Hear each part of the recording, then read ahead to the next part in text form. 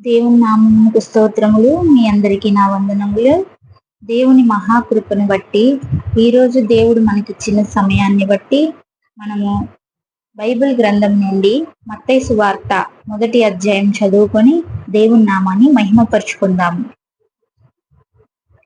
అబ్రహాము కుమారుడగు దావీదు కుమారుడైన యేసుక్రీస్తు వంశావళి. అబ్రహాము ఇస్సాకును కనెను, ఇస్సాకు యాకోబును కనెను, యాకోబు యూదాను అతని అన్నదమ్ములను కనెను. యూదా తామారునందు పేరేసును జెరహును కనెను. పేరేసు ఎస్రోమును కనెను. ఎస్రేము ఆరామును కనెను. ఆరాము అమ్మినాదాబును కనెను. అమ్మినాదాబు నయస్సోనును కనెను. నయస్సోను సల్మానును కనెను. సల్మాను రాహాబునందు బోయాజును కనెను.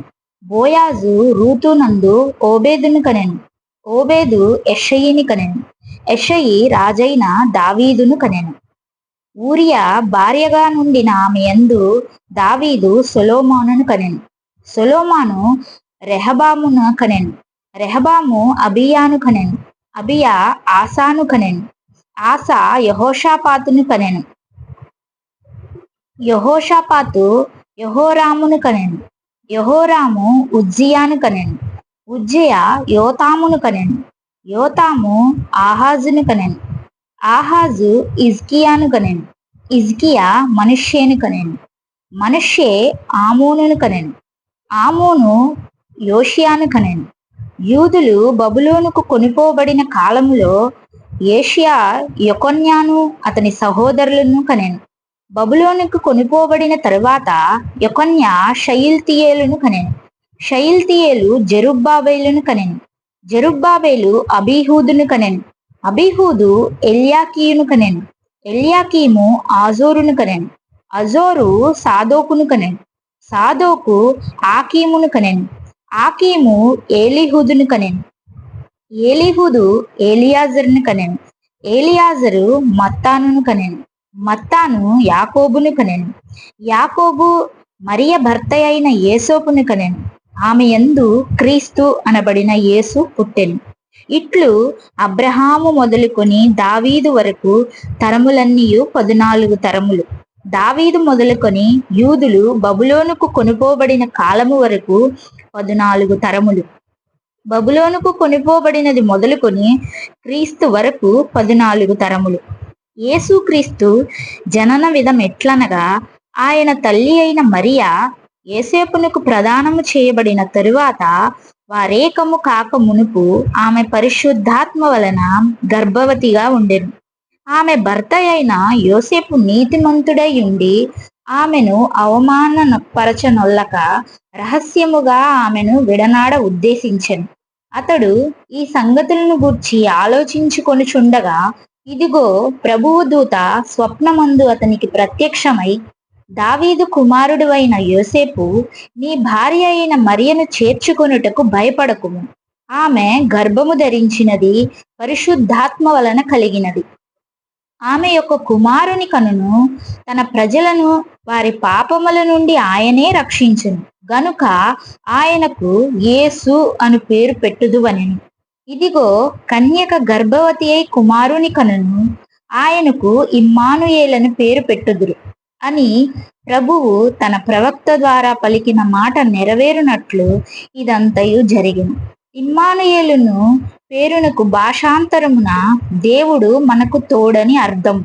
యోసేపు నిద్ర మేలుకొని ప్రభువు దూత తనకు ఆజ్ఞాపించిన ప్రకారము చేసి తన భార్యను చేర్చుకొని ఆమె కుమారుని కనువరకు ఆమెను ఎరుగకుండెను. అతడు ఆ కుమారునికి యేసు అను పేరు పెట్టెను. 2వ అధ్యాయం.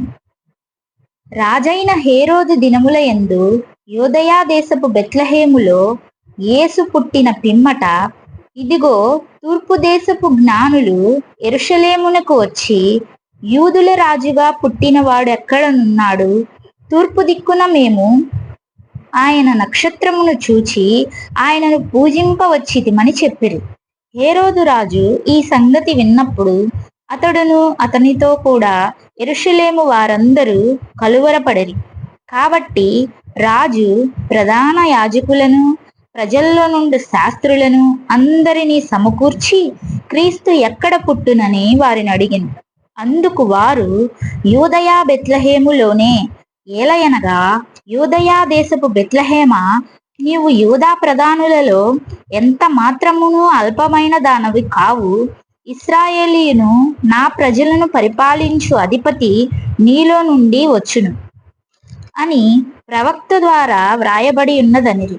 అంతటా హేరోదు ఆ జ్ఞానులకు రహస్యముగా పిలిపించి ఆ నక్షత్రమును కనబడిన కాలము వారి చేత పరిష్కారముగా తెలుసుకొని, మీరు వెళ్ళి ఆ శిశువు విషయమై జాగ్రత్తగా విచారించి తెలుసుకొనగానే నేనును వచ్చి ఆయనను పూజించున్నట్లు నాకు వర్తమానము తెండని చెప్పి వారిని బెత్లెహేమునకు పంపెను.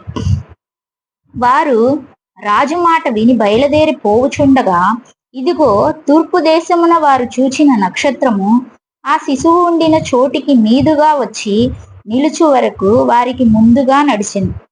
వారు ఆ నక్షత్రమును చూచి అత్యానందభరితులై ఇంటిలోనికి వచ్చి తల్లి అయిన మరియను ఆ శిశువును చూచి సాగిలపడి ఆయనను పూజించి తమ పెట్టెలు విప్పి బంగారమును సాంబ్రాణిని బోళములు కానుకలుగా ఆయనకు సమర్పించిరి. తరువాత హేరోదునొద్దకు వెళ్ళొద్వద్దని స్వప్నమందు దేవుని చేత బోధింపబడిన వారు మరి ఒక మార్గమున తమ దేశమునకు తిరిగి వెళ్ళిరి.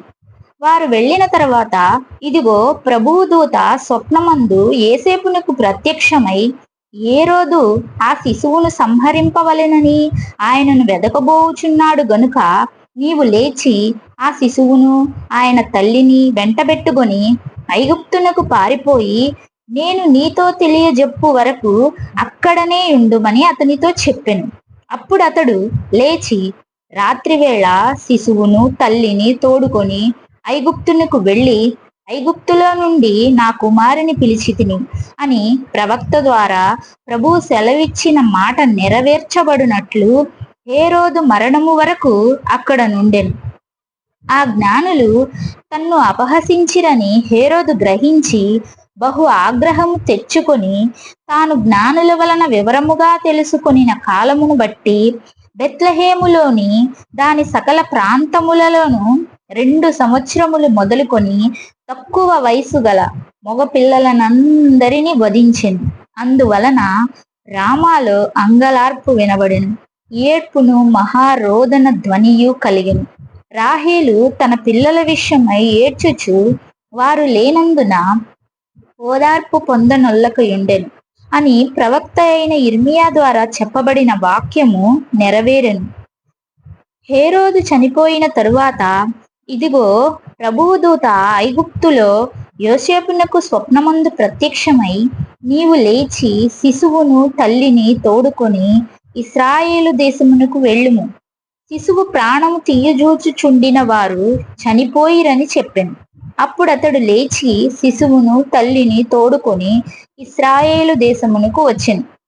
అయితే అర్ఖేలాయు తన తండ్రి అయిన హేరోదునకు ప్రతిగా యూదయా దేశమును ఏలుచున్నాడని విని అక్కడికి వెరచి స్వప్నమందు దేవుని చేత బోధింపబడిన వాడై గల్లియా ప్రాంతమునకు వెళ్ళి నజరేతను ఊరికి వచ్చి అక్కడ కాపురముండెను. ఆయన నజరేయుడనబడనని ప్రవక్తలు చెప్పిన మాట నెరవేరునట్లు ఇలాగు జరిగింది. దేవుడి వాక్యం దీవించునుగాక. ఆమెన్.